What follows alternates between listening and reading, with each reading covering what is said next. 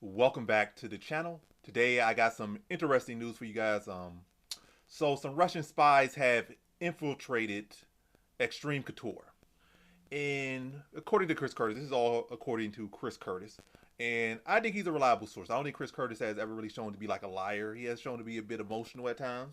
Solid fighter, solid guy. No insult him at all. But I do think I do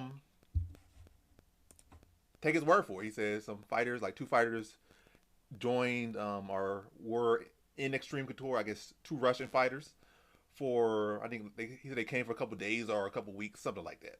And then all of a sudden he saw them pictured with they came, were there for a period of time, then left, and then he saw them, I guess, in footage and pictures with his opponent Roman Kopylov. So apparently some Russian spies, some members of Roman Kopylov's team, infiltrated Xtreme Couture to try and gather intel on Chris Curtis. But that just sounds a bit crazy, to be honest. Well, it don't sound crazy, but it sounds overboard. But I guess you gotta do what you gotta do, even if you feel like this is a fight that's kind of set up for you to win almost. Almost. I'm gonna say almost, because Chris Curtis still did very well against Brendan Allen. And I think prior to getting that little injury in the fifth round, he was close to beating Brendan Allen in that fight in the rematch as well. So it's not like Chris Curtis is just this over the hill fighter. He's still a very solid fighter. But the thing is, if you can't deal with Chris Curtis, you just can't deal with Chris Curtis. Like, you know what he's going to do. There's very few variation. He's not a super high output fighter. He doesn't really mix it up too much. Again, no insult to Chris Curtis, but of all people to gather intel on or try to spy on, it just seems weird. But who knows where Kopylov is mentally or whatever, or what type of person he is to feel that that would be something he had to do. But I like to think a little deeper. Maybe he wasn't the intended target. Maybe it's deeper than that. Maybe somebody, like maybe it was intended to spy on Sean Strickland. Maybe Kopylov was looking down the line. Like two of my opponents, well, my current opponent I'm about to fight, Chris Curtis is there. And then a person I want to fight in the future, because obviously you want to go up in rankings. You don't want to just stay in the middle. If you're in the sport for real, you're not just there to, oh, I've been in exciting fights. I'm a UFC fighter. Like, you want to be champion. I think Kopylov, he wants to be champion. You don't just want to be here having exciting fights and just say, oh, I'm a UFC fighter, like some of these other fighters do. Like, no, like to do. Like, go out there, knock out or be knocked out. I don't care about if I become a champion or not. I don't care about that. I just want exciting fights. Nah, I think Kopylov wants to be champion. So I think it's a little deeper than just Chris Curtis. Like, no insult to Chris Curtis. I think he's a solid fighter, but I don't really think just purely off Chris Curtis, I don't think that's enough to just send, spies in the gym for, or send people over to gather intel for you. And who knows? Russians have been known to get intel, sell intel. Who knows if they could have got that intel for someone else? Maybe for Dreykus. Like Dreykus, like, hey, I sent y'all 20,000, or he said, I sent, you got some Russian homeboys that kind of somewhat affiliated, familiar with Xtreme Couture. Send them over there, get some intel on Strickland. Is he injured? Is he this? He that? Is he going to do something different? But the reality of it, Strickland and Chris Curtis, like, they're solid fighters. They're very good fighters. But there's not really much adjustment that either guy does. I'm not expecting Strickland to do much different against Dreykus, and I'm not expecting Chris Curtis to do much different against Kopylov. I think they bring pretty much the same exact glame. Like I said, glame. What's the glame? They bring the same exact game plans, regardless, for better or worse. For the most part, for them, it's been for the better. Like, they have been very successful. They are, again, high level MMA fighters, especially Strickland. Obviously, he was a former champion and barely lost the belt. So, yeah, I think it's a little bit deeper than just Chris Curtis. I think, yeah, Chris Curtis is a big part of it, like big part of it, because he has to get past Chris Curtis to even think of a Strickland fight. But again, I think it's deeper than Chris Curtis. Also, it seemed like Chris Curtis and Strickland are slowly, rekindling their friendship. So it's like they're probably looking at all that stuff. They're probably looking at what's the emotional side of things. Like, is there beef going on inside the gym between Chris Curtis and Sean Strickland, and how's that affecting them? Is one of them not coming to the gym as much? Is one of them relocating? Is Strickland injured? Is Chris Curtis injured? Again, because those are, like, again, he's already fighting Chris Curtis coming up, unless something happens. And then if he beats Chris Curtis, it's especially if he dominates Chris Curtis, gets a stoppage over Chris Curtis. Again, that's not the, so he could be looking for Chris Curtis not just to beat Chris Curtis, but maybe looking to, maybe I could find a submission on him and make a statement on Chris Curtis, or maybe I can knock Chris Curtis out, or maybe I can make it obvious, like I am making it obvious, because Chris Curtis was able to notice that there were two guys that were at the gym, two Russian fighters. Then, like soon after, like what, 2 days, a day, whatever, a shorter period of time after they left, like they were there and gone. Noticed that they were linked to Roman Kopylov, and it was very easy. It was not like a very some crazy puzzle that was 200, 500,000 IQ to figure out. He figured out very quickly. Peeped game very quickly. So maybe that was something in their game because they wanted Chris Curtis to get a little angry, feel played or whatever. So now when Chris Curtis come out, maybe a little bit more aggressive. Now they can walk him with the counters more. Maybe he'll be more exposed to takedowns, and he'll fight with anger instead of calm. But it could be all those things, like make it obvious so that you get Chris Curtis riled up. Make it obvious he gets riled up, and people talking about it. I'm talking about it. News articles talking about it. So more attention to the fight. Chris Curtis riled up. So it could be killing multiple birds with one stone. Selling intel to Drickers if they want to do that, but I don't think. Well, I don't know. You never know with these fighters. Fighters got like superstition. They got this, that, and the third. So you never know who's doing this.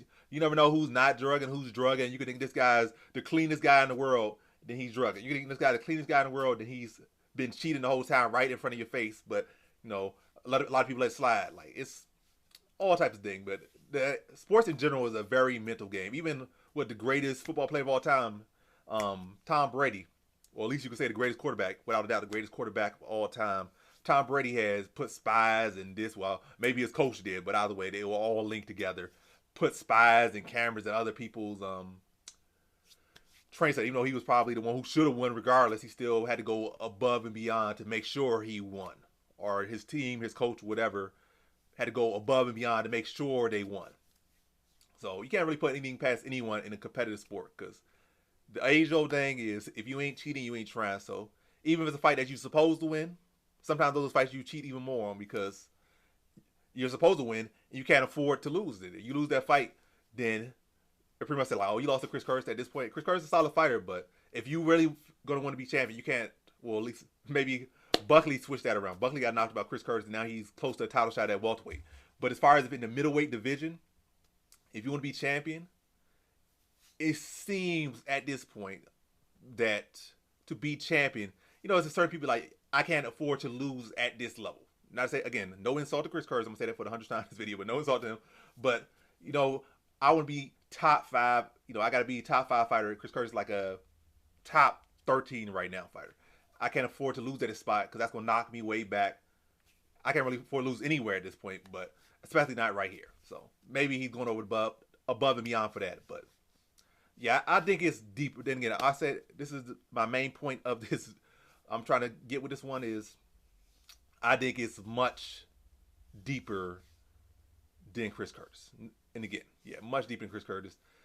And Xtreme Couture also has a lot of fighters, that's trained there already, like high-level fighters that are trained already. Multiple fighters that are in the middleweight division, outside the middleweight division, and a lot of people that cross through there because it's one of the, matter of fact, is it the biggest gym in Vegas? It's definitely one of the oldest and most popular gyms. I know probably 10 years ago, probably was the biggest gym in Vegas, especially when Randy Couture was still fighting and Ray Maynard was in there and et cetera, et cetera. And I think even Ngannou trained there at some point or something. But again, don't quote me on that. But that gym does have a lot of high-level fighters, coming in and out of that gym. So you don't know exactly who they could have been gathering intel on, or just in general, they were just looking, scoping, I guess, American Top Team. They were not American Top Team, Xtreme Couture. Like, there's a lot of fighters there, but I would like to think it was a two-pair. It was a two-pack. It wasn't just Chris Curtis. It was looking at Strickland's will, because if Strickland loses his next fight or win this next fight, Kopylov, if he beats Chris Curtis, especially in dominating fashion or impressive fashion, that's the angle he can make to call out or make a Strickland fight. Especially if Strickland loses his next fight and Strickland's looking for someone, to rebound off of. Kopylov is right there. I just beat one of your friends or former friends, frenemies, whatever y'all are now. Trains at the same gym. And yeah, like I'm ready, I'm game. And he'd be looking at what Strickland's doing, or if Strickland's injured, or what he's not, or whatever this case may be. But yeah, it's a two-part. He's scoping out two opponents, so that makes it all the more worth it. And yes, these guys are, again, for better or worse, they pretty much bring the same exact thing, the same exact style, win, lose, or draw.